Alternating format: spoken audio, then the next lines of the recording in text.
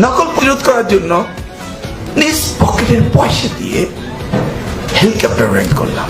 90 দশকের শেষ ভাগ কিংবা 2000 সালের শুরুর দিককার কথা। এসএসসি বা এইচএসসি পরীক্ষা চলছে, হঠাৎ খবর এলো হেলিকপ্টারে নামছে পাশের মাঠে। মুহূর্তের মধ্যে পরীক্ষা কেন্দ্রের অসাধু পরীক্ষার্থী আর হল পরিদর্শকের ঘাম ছুটতে শুরু করল।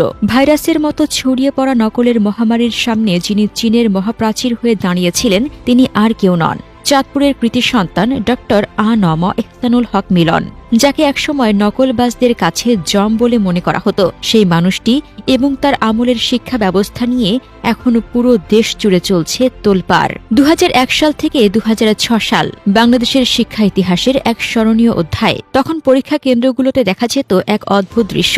একজন তরুণ প্রতিমন্ত্রী ঝটিকা অভিযানে ঢুকছেন হলের ভেতর, নিজের হাতে পরীক্ষার্থীর পকেট থেকে উদ্ধার করছেন নকলের চিরকুট। কোনো কেন্দ্রে তার আসার খবর পৌঁছানো মাত্রই শুরু হয়ে যেত দৌড়াদৌড়ি। এই মানুষটি হলেন তৎকালীন বিএনপি সরকারের শিক্ষা প্রতিমন্ত্রী ডক্টর আ.ন.ম এহসানুল হক মিলন। তার সেই অপ্রাণ প্রচেষ্টার ফলেই দেশের শিক্ষা খাতে শৃঙ্খলা ফিরে এসেছিল।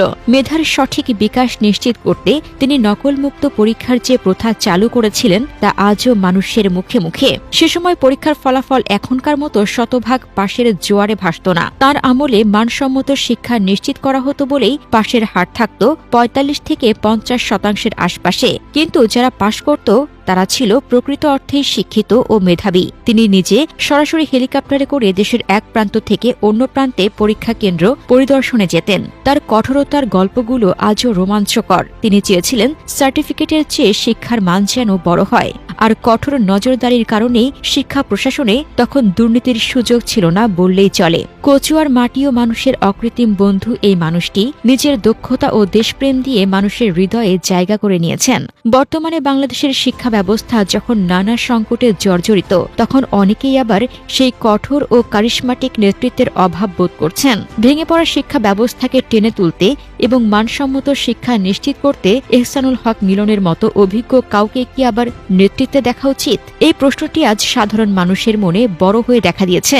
শিক্ষার সততা আর সেবার এক অনন্য প্রতিশব্দ ডক্টর আ.ন.ম এহসানুল হক মিলন। তিনি দেখিয়েছিলেন কিভাবে একটি জাতিকে ধ্বংসের হাত থেকে রক্ষা করে শিক্ষার আলোয় আলোকিত করা যায়। সময় হয়তো বদলেছে, কিন্তু তার সেই সোনালী দিনের অবদানের কথা বাংলাদেশের মানুষ আজও শ্রদ্ধার সাথে স্মরণ করে।